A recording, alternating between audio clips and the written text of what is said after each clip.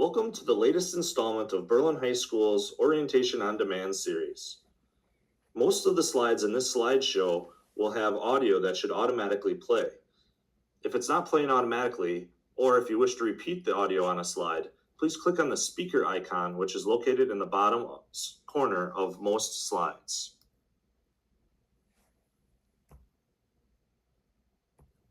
There's more and more research out there that shows that cell phones in schools have more of a negative effect than positive effect. Some of the studies that I've reviewed have shown that cell phones negatively impact academic performance, negatively affect attention span, increases student anxiety and depression, and leads to an increase in peer conflict. While reflecting on our policies and procedures for cell phones at Berlin High School, it's also important to acknowledge a student's need or desire for their phones or access to their phones during the school day. For example, we know that some students and parents want to stay connected throughout the day because they may be responsible for younger siblings, or because they're driving a car, or because after school plans can change. So we can acknowledge that the need for connection between students and parents is there. Similarly, students and employers need to remain connected as work schedules can change throughout the day. And there are learning activities where cell phones can be very useful. Last year was the first year that we implemented our new cell phone policy, and it proved to be very successful in reducing the amount of distractions in the classroom. We're going to maintain that same accountability for our students and our staff to be off of their phones during the school day. We need to be engaged in the learning and the tasks at hand. So our cell phone policy is that students can either keep their phone in their assigned locker, or if they bring their phone to class, must put it in the phone caddy at the beginning of class that is available in each classroom. Students will be able to possess their phone during passing times and can check their phone between class periods, but they should not be in possession of their phone at all during their from bell to bell during a class period. If a student needs to leave the room to use the restroom or to go see another teacher, they do not take the phone with them. It stays in the phone caddy. Students who are found using their phones in the hallways during a class period will be subject to the same consequences as those that were using it within a classroom. Several reminders will be given out at the beginning of the year of the proper location for student cell phones. Once the expectation has been established, the following progressive consequences will be used for students who fail to comply. It should be noted that at no time should a staff member ever open or unlock or access a student phone. It should also be noted that students bringing a phone to school do so at their own risk, and that every year someone's phone does get broken or stolen. So please consider that as you bring your phone out into public areas. Take good care of your own device. Use your locker and lock your locker, especially on times when you're going to Phy Ed class or Tech Ed class, or you might be leaving the classroom. Other electronic devices that can also be used for communication or provide a distraction to the learning environment, such as smart watches, are subject to the same rules as phones. A few final reminders. One, it's against school policy to take pictures or record others without their permission. And students who use their electronic devices to bully or harass others may lose their privilege to have a device on campus.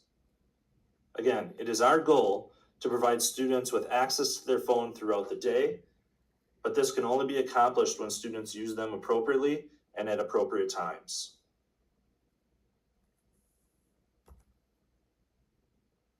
It is a responsibility of the students to take care of their Chromebook. This includes taking their device home and charging it every night and bringing it to school the next day. It is an essential piece of their learning, and it should be treated as a textbook or a notebook or a pencil, and that it's expected to be ready to go for class, each class period. While in class, students should use their Chromebook only as directed for learning and educational purposes. Students should take care not to eat or drink while using the Chromebook to prevent any kind of damage. Students should only use their issued Chromebook and not allow others to use their Chromebooks as well. As certain Chromebooks may be reassigned to other students later in the year or in future years, students should not draw or place stickers on their device. And finally, to prevent damage, students should carry it appropriately with 2 hands or in a padded case or bag at all times. It should be noted that Chromebooks are still school district property and should be treated as such. There's no expectation of privacy or confidentiality when using any of the Chromebooks. We have programs and applications that track for appropriate use of the Chromebooks, and we can access any Chromebook or deny access to any Chromebook at any time. Again, I need to stress that others should not be using a student's Chromebook. This includes family members at home, and that it's always a good idea to be practicing digital citizenship and staying on appropriate sites and using appropriate language when on a Chromebook. Whenever there's damage to a Chromebook, students should take their damaged Chromebook for a replacement to the high school library. We're understanding that accidents happen. However, when damage occurs due to negligence or improper use, students and families may be responsible for the costs of those repairs. Again, as the Chromebook is an essential piece of your child's education now, it's important that they have a functional and working Chromebook and are taking care of the device that's been issued to them.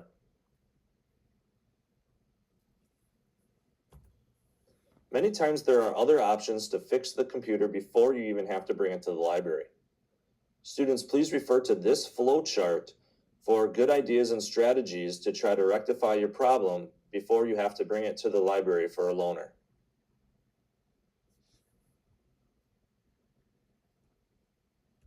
For security purposes, it's important that your child use only their school Chromebook here at school and not bring in their own device.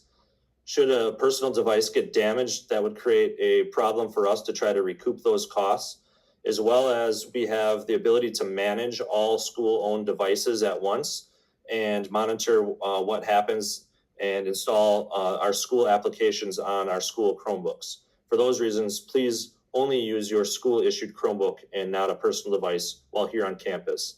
At home, you're welcome to use whatever device you prefer. Again, to avoid damage, please do not leave Chromebooks in cars or vehicles.